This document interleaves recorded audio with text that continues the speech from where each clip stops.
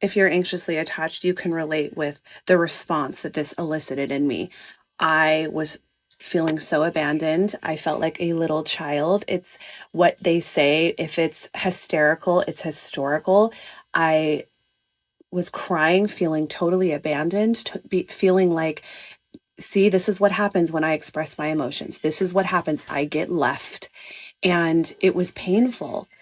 But I had to go through that evening of pain like so many before it. I mean, this had happened all the time, which is honestly why I stayed quiet and why he, as the avoidant, was allowed to dictate the energetic structure and foundation of our relationship, because I wanted to avoid these feelings of abandonment. And so I made myself small and I didn't express emotions. But in this moment of feeling this way all night long, something in me just snapped and I realized I would rather be alone and feel lonely and be faced with these big emotions and manage them myself, as I've been doing the last year in my relationship, because I started to see that he was inflicting that pain on me by not showing up for me, by being avoidant and not being able to hold the container of acceptance for who I am wholly, for my insecurities and my securities and all the parts of me.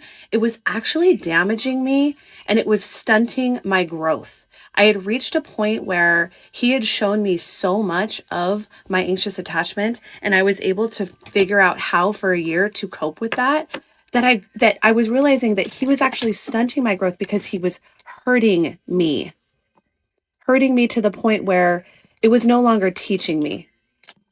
And that I owed that little girl in there that was feeling so abandoned and alone when he would walk away from me and emotionally leave me and vilify my totally human emotions as crazy.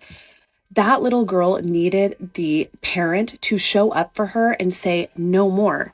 You don't get to be in my life if you don't take care of her. And I'm not saying that he has to be a parent. I'm not saying that he has to heal with me, but he has to know who she is, that little part of me, and he has to be aware of it.